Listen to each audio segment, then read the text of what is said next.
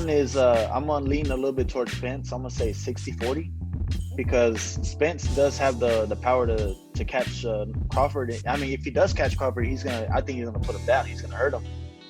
And Crawford, he's very technically skilled. I think he's probably the most skilled technical fighter in all of boxing.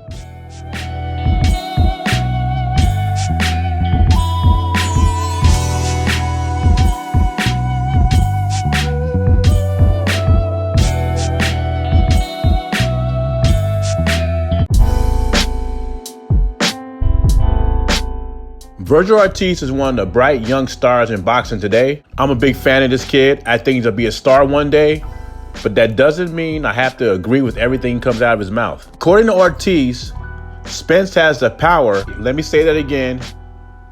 According to Ortiz, Errol Spence possessed the punching power to put Crawford down. My question to Ortiz is, where was that punching power against Mikey Garcia? And yes, I know what your fans are going to say. He put Sean Porter down once, but that was a flash knockdown. Sean Porter wasn't hurt a bit. Now you can see this interview on Pheno Boxing. They was asking him who does he like in a Crawford-Spence fight. He said he's leaning towards Spence because Spence has the power to catch him. And if he catches him, he's going to put him down. Even though I disagree with him about the Spence power, he does make some good points about Terrence Crawford. Ortiz goes on to say Crawford is the most technically skilled fighter out there. And I would have to say he's right. It's out of him and Lomachenko. Both fighters are highly skilled, and you could throw Canelo in the bunch too. And that's why those three are the top of the pound for pound list. And Ortiz also says the fighter who's smarter, it makes the smarter moves. Okay, I got Terrence Crawford's boxing IQ higher than Errol Spence. And who's to say that Terrence Crawford doesn't punch just as hard as Spence? Since Crawford's move up the welterweight, he has knocked all his opponents out. And you may not think much about his opponents because they're unknown, but they're undefeated fighters and they're big welterweights. And he's knocked them out.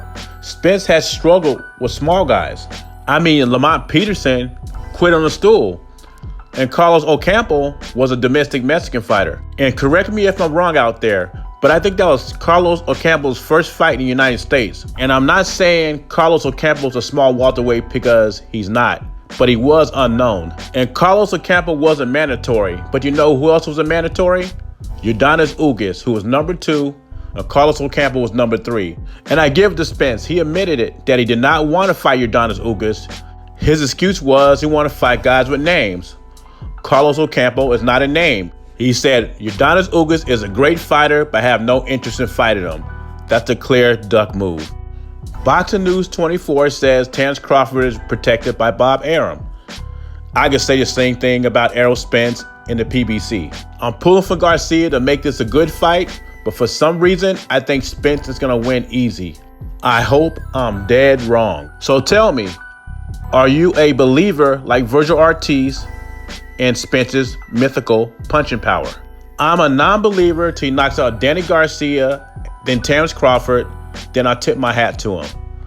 Leave your thoughts and comments below. Jay Beasy, subscribe to the channel. I'm gone.